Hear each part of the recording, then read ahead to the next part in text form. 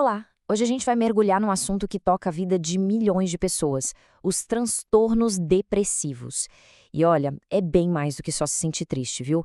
É uma condição super complexa, com raízes no nosso cérebro, no nosso corpo. Vamos entender juntos o que a ciência já sabe sobre isso? 16,2%. Guarda esse número.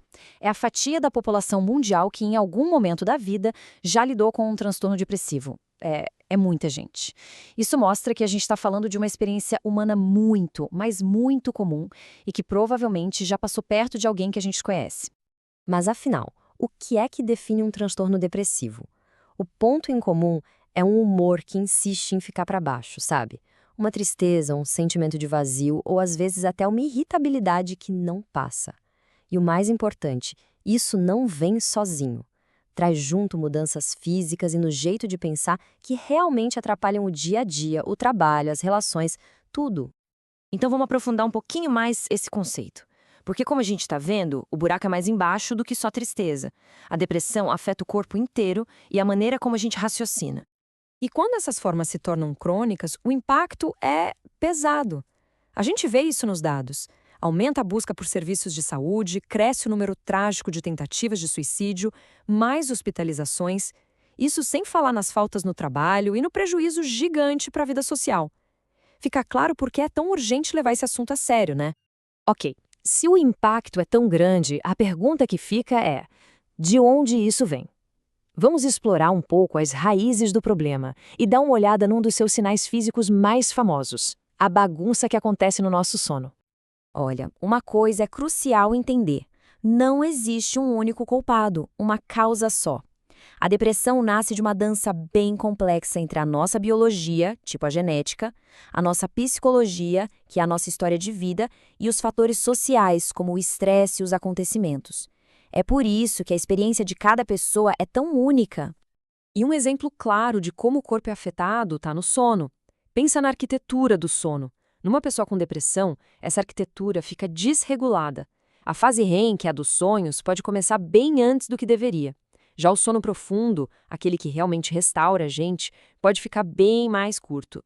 E aí, tanto a insônia quanto dormir demais viram sinais de alerta. Agora, vamos focar nos dois tipos mais conhecidos: o transtorno depressivo maior e a distimia.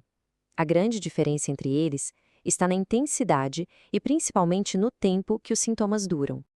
O transtorno depressivo maior, que muita gente chama de depressão clínica, funciona em episódios. Imagina umas tempestades que duram no mínimo 2 semanas. Durante essa tempestade, a pessoa sente o humor muito para baixo, ou, e esse sintoma é chave, perde totalmente o prazer e o interesse nas coisas. Aquilo que dava alegria simplesmente não dá mais. O impacto na rotina é direto e bem forte. Já a distimia, ou transtorno depressivo persistente, é diferente. Se a depressão maior é uma tempestade, a distimia é tipo uma garoa fina e constante. Uma nuvem cinza que fica ali por muito tempo. É um humor deprimido crônico, presente na maioria dos dias por pelo menos 2 anos. Os sintomas podem até ser menos intensos que os da tempestade, mas o fato de serem constantes é extremamente desgastante.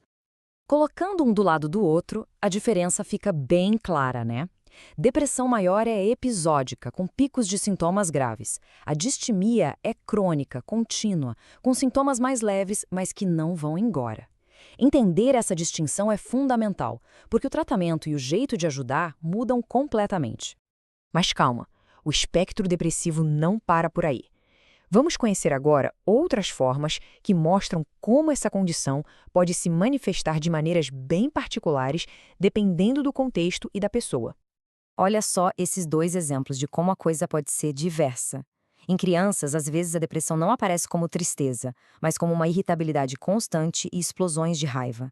Já o transtorno disfórico pré-menstrual está totalmente ligado ao ciclo menstrual, com sintomas fortes que vêm e vão todo mês. Fica óbvio que a depressão tem mesmo muitas faces. E para deixar o diagnóstico ainda mais preciso, os profissionais de saúde têm um recurso bem importante. Vamos ver como eles conseguem adicionar detalhes para entender cada caso de uma forma única. Um jeito fácil de pensar nisso é o seguinte: a depressão pode ter sobrenomes. O nome é depressão, mas qual o sobrenome? Esses sobrenomes, que tecnicamente a gente chama de especificadores, ajudam a descrever as características únicas de cada quadro. E aqui estão alguns exemplos. Tem a depressão com sobrenome sazonal, que aparece sempre em estações específicas, a melancólica, em que a perda de prazer é quase total e as manhãs são piores, a atípica, que curiosamente pode melhorar com uma notícia boa. Tem a periparto, ligada à gravidez e ao pós-parto, e a com características ansiosas, quando a depressão vem junto com muita tensão. Cada detalhe desses ajuda a montar o quebra-cabeça. E com isso a gente chega no ponto central. Entender essa complexidade toda é o primeiríssimo passo para a gente conseguir quebrar o estigma. Conhecimento gera empatia, permite que a gente olhe para a dor do outro com muito mais compreensão e bem menos julgamento. O que essa nossa análise mostra é que depressão não é uma coisa só. É um espectro enorme, cheio de facetas. E se conhecer toda essa complexidade é o primeiro passo, a pergunta que fica para a gente refletir é: qual é o próximo?